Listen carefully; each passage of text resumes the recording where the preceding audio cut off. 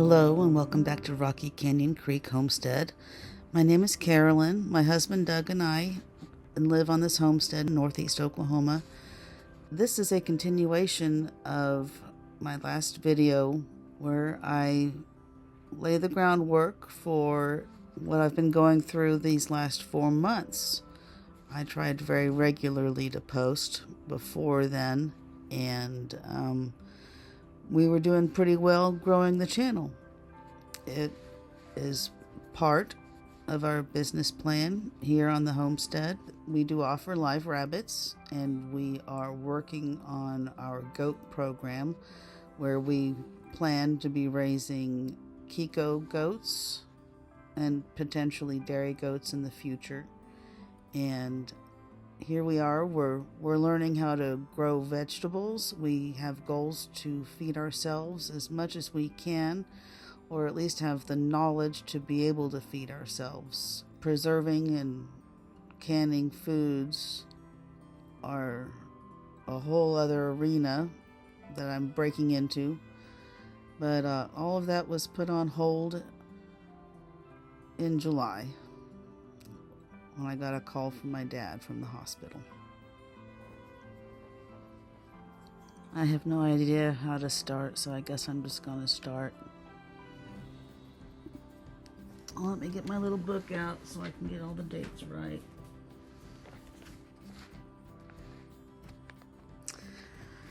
This is the booklet, little notebook I use to keep track of our rabbits and our breeding schedules and which bunnies are born when and to who and who's related to who and who can we breed to who. So it's a very happy book. It helped me gather my thoughts when we were putting our business plan together. It had all kinds of good energy in it. And now it has mixed energy in it because I just grabbed a section towards the back and started writing on the 8th of July. That's when my dad went into the hospital. He called me at 7:01 a.m. on July 10th, so he actually went in on the 9th. He went in on the 9th. He called an ambulance, and he had an ambulance pick him up at his house because he wasn't feeling well. His gallbladder was hurting him, which it had been off and on for a few months, but he'd been putting that off because he also needed back surgery, which he got last year. But he also needed a quadruple bypass, which was scaring him to death, and he was refusing the surgery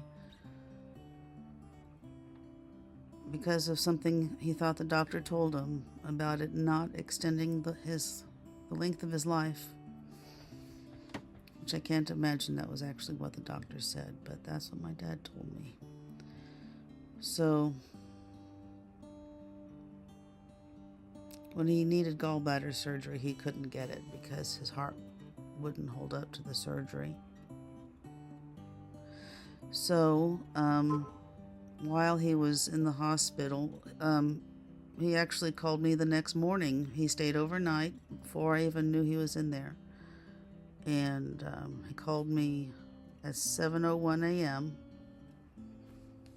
on Thursday, the 10th of July, 2025. This last summer, right when it was getting hot. I talked to him 2 times the weekend before because it was 4th of July weekend and I wasn't able to visit. But I talked to him to tell him happy 4th of July, and talking to him twice in a weekend was pretty unusual. And I remember thinking that at the time. But I was grateful. I always answered his call, even if I was in the bathtub. Very, very recently, I had soap in my ears for 10 minutes while he rattled on about something while I was in the middle of washing my hair. So, but he and I were close like that. So anyway, but he called me that morning. They were going to take his gallbladder out.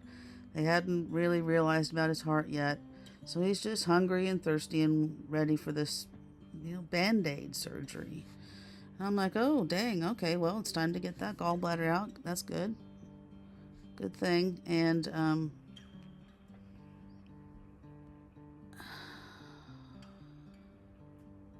so I went back to bed.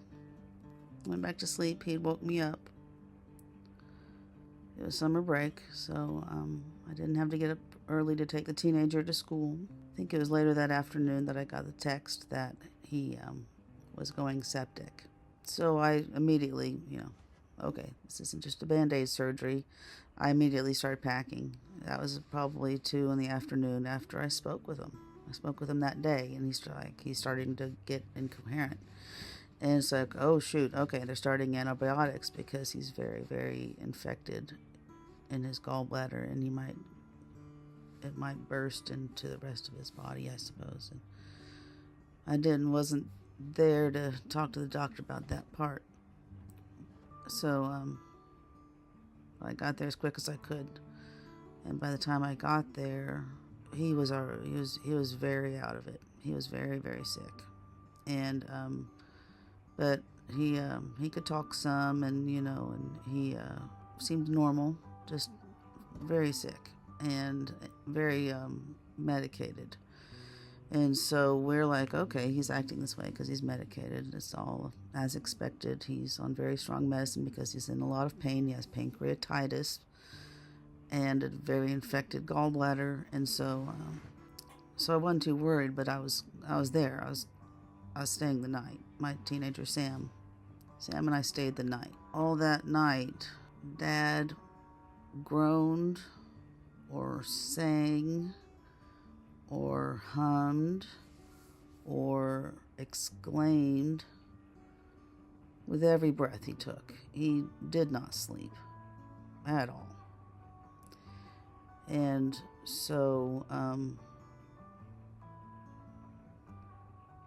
about halfway through the night, he started holding his head.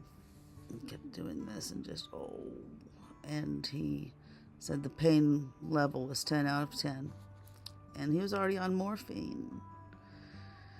So I was really concerned that he was on this much pain while on morphine, and I asked the nurse, and she said, yeah, that's unusual. Let's get a bigger dose of morphine. And it did nothing.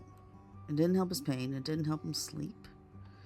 And then after a couple more hours of this unrelenting pain in his head, he started getting some weakness on his left side.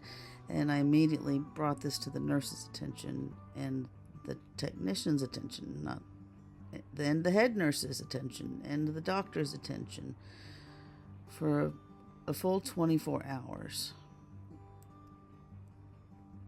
This pain was not managed. And the weakness on his left side kept getting worse. And I kept saying, doesn't this sound like and look like a stroke to you guys? He's having a stroke. And they're like, no. It's sinusitis. We just scanned his head. He just had a CT scan. There's no stroke. They were wrong. It took 24 hours for them to order an MRI and confirm that he indeed had a stroke. And during that time, trying to get someone to listen to me, trying to keep my dad also during that time he finally went through a procedure to have a drain put into his gallbladder through imaging, which required some anesthesia, which is very sketchy given the condition of his heart. So he had this fresh gallbladder drain.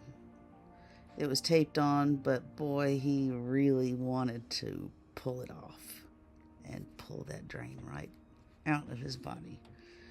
And so I spent the one night, the first, which was actually my second night there, holding his hand so he wouldn't pull out his gallbladder drain. And the next night after that, I was holding that hand from pulling out his gallbladder drain, and his other hand, which had his IV right there in the nook of his arm. The IV had been in for a couple days, and it had degraded or whatever. It was, anytime he bent his arm at all, it would just stop the flow of the life-saving antibiotics he was receiving. And I was not educated about what restraints were available to us by his team of nurses or doctors. Nobody explained that it could be he could have mitts put on his hands, or he could have a binder put on to cover up the tube so my dad couldn't pull it out in his delusional state that he was deep into. He especially at night, he didn't eat or sleep. Actually, I think it was the first week. Unrestrained. If he bent this arm, back to the third night. If he bends this arm, the antibiotics stop and the machine starts beeping and the nurse has to come restart it. And this is the same nurse that did not educate me about the restraints. Told me there were no sitters available to help me sit with my dad and keep his arm from bending. My dad was so upset at this point and so belligerent. He was very scared and confused and hungry and upset. He didn't understand what all these wires were. He wanted to remove everything, and he did. He wouldn't keep anything on, not a sheet. He wanted to kick at his leg massagers.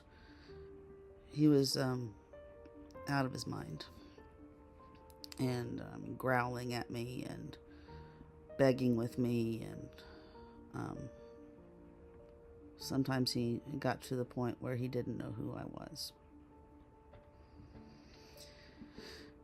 And that was a hard moment, but I didn't have to be there alone.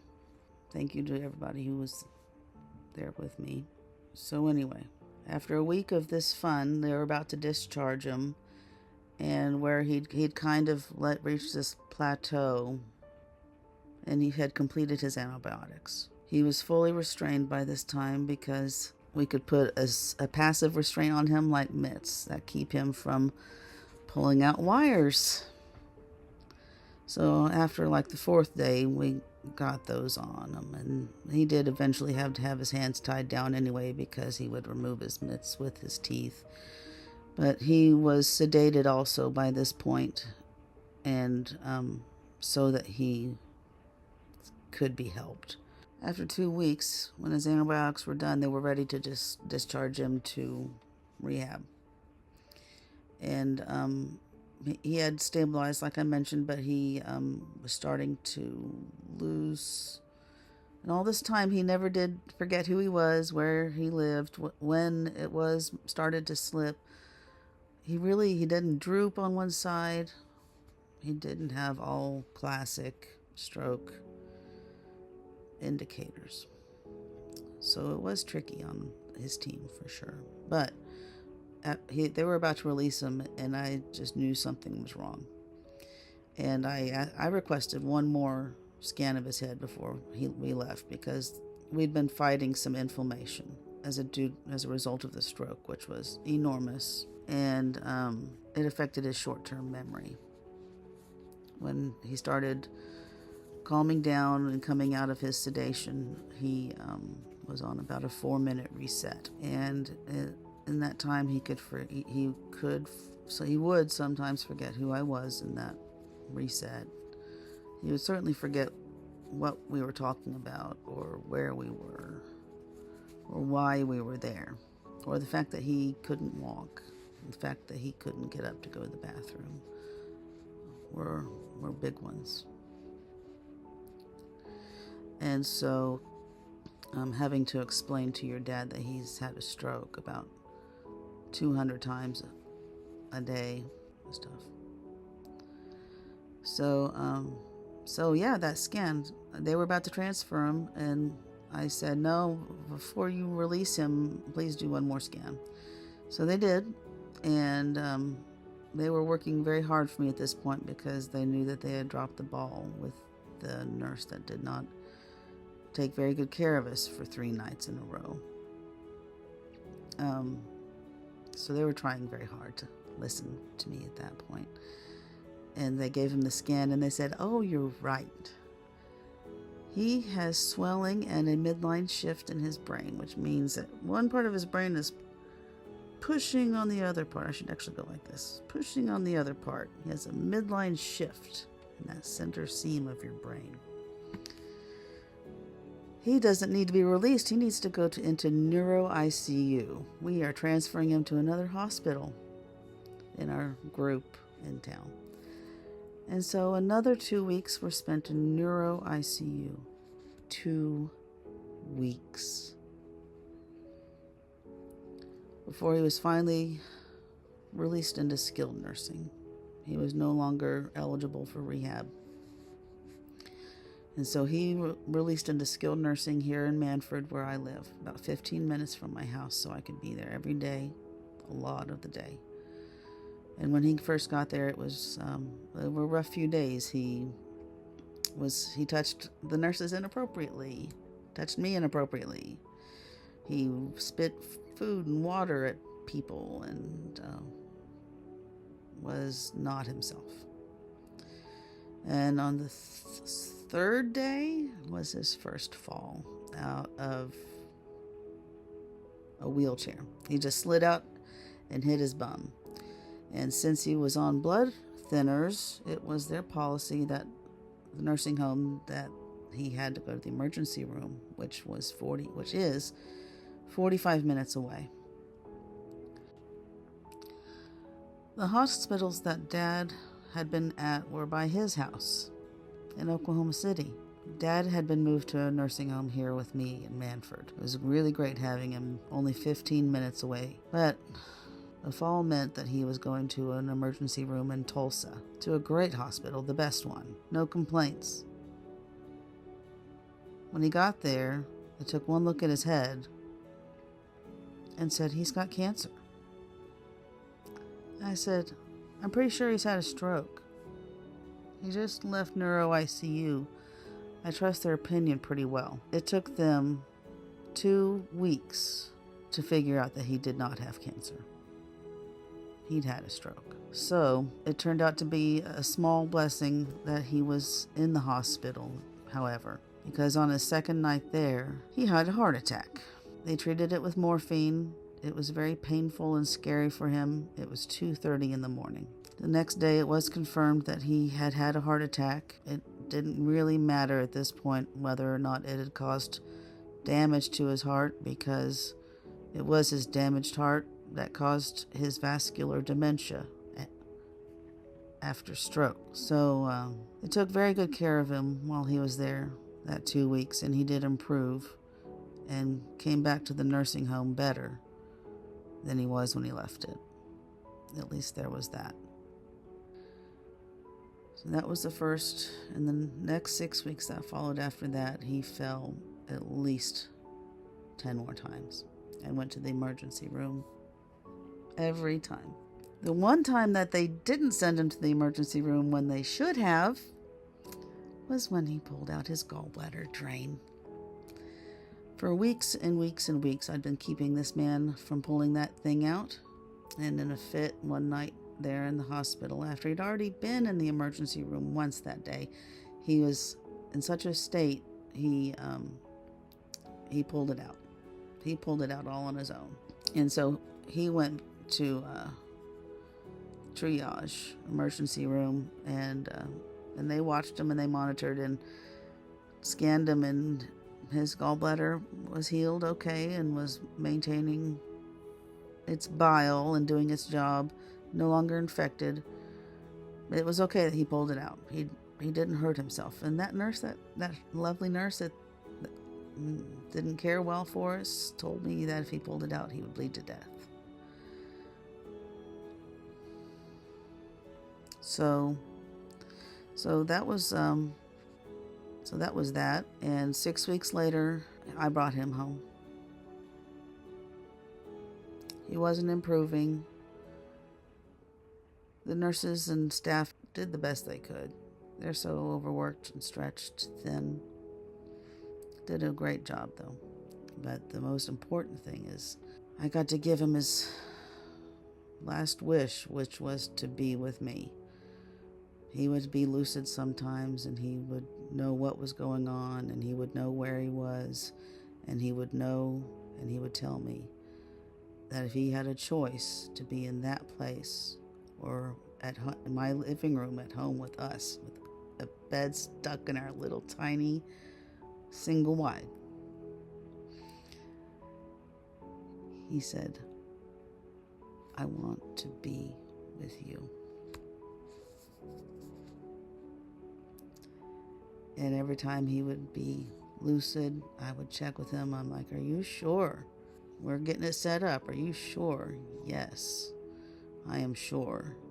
And another time I check with him, I'm like, okay, the bed delivered. You're coming to live with me. Is that good?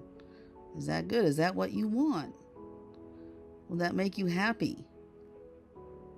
I specifically asked him. And he looked me in the eye and pointed at me and said, my happiness depends entirely upon yours. And it was scary, man. But Doug had experience with keeping family at home when it's their time for transition. And he knew what to expect. I'd helped my dad's parents through their journeys.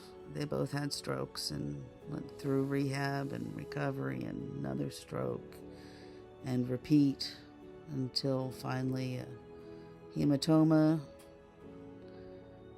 Basically the same thing happened to both of them. Their dementia caused them to fall.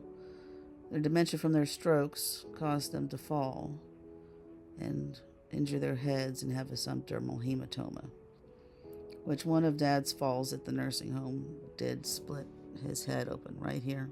But it was okay. He didn't have a subdermal hematoma from it, so I'm really, really glad. But at least it wasn't as traumatic. He came home and lived with me and my husband and Sam for 6 weeks. And the first month was up and down. Great times, sad times.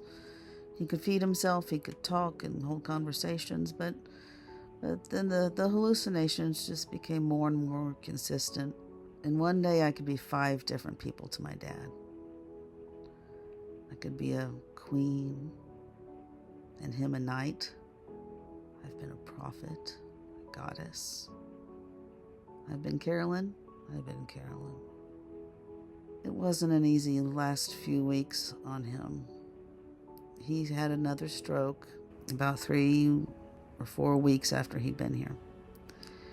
And it was mercifully quick after that. But we had a wonderful hospice team. And Doug was great with him. He and Doug got along great. And Doug is very engaging. And so we had some really good times in between the tough times. He was comfortable and warm in his bed, not in a hospital, not in an emergency room. He had all the medicine he needed. He could breathe fine. He just wound down and got to say goodbye to everybody and went on home to be with his family, his heavenly family, who loved him intensely. And I know they're glad to have him home. I'd like to thank my family who helped me through these times and my friends who helped me through these times. My brother, who I've reconnected with, but he lives so far away. He helped as much as he could. So it was a lot, but it's a lot to be proud of. I gave him his final wish. And the day he came home from the nursing home was the happiest time. It just gives me goosebumps. Him coming across the yard. He told us that he flew here from the nursing home. He would often hallucinate that he was flying. He loved to fly. Scared me to death. Fly little tiny single and double prop engine planes. Took me on some flying lessons with him when I was a teenager, where he'd practice stalls. Scare me to death. But yeah, he thought he flew here, and that the two gentlemen that brought him in were his team, his pilot and co-pilot. Thought they flew him here in a helicopter from the nursing home. Thought he came across the bumpy yard. Was a rough ride in the helicopter. It was amazing where his imagination would take him. And I'm really glad it wasn't all bad, because sometimes it was bad. Scary places that it would take him. But he was here and he was so happy. Loved the dogs and cats, and Sam and he got to spend time together. We all got to spend time together, just time. So it wasn't all an easy time. But I'm very, very grateful that we were in a position to bring him here. And I'm married to someone who was brave enough to encourage me to do what I really wanted to do. We could have put him next door in Doug's dad's house. We could have had him over there. We didn't have to put him in our living room. He could have had his own house. But he was not well enough to have his own house. And we only had 2 bedrooms. And frankly, a bedroom away was too far away. I wanted to see him. Every time I looked up from what I was doing, I could look over and check on him just like that. And look at him and make eye contact with him and smile. Offer him a cookie. So, anyway, I think that should get us started. That's the majority. That's why. That's all of why. It's not the majority. It's all of it. I did not get a single bit of video for the channel recorded except for what I'm about to show you, or what I have been showing you throughout this story. That's all I've recorded until Dad passed. And him telling me that his happiness solely depends on mine kept ringing in my ears after he was gone. And so I immediately got outside and got in the woods. Doug and I did some hunting from a blind on our land, and we did some squirrel watching is what we actually did. It made me happy to be outside. I didn't get to spend any time in the woods the last 4 months. Only evening chores for the rabbits and Luna, the goat, and on my back and front porch, and the road to and from school and nursing home and hospital. Lots and lots and lots of road time the last 4 months. Thousands of dollars in gas. It was crazy. But I'm home now. I'm trying to wrap my head around what just happened. Dad was independent when he went into the hospital. He never got to go back home. Anytime you're near me, girl, just ask me, 'cause I've got a hug for you.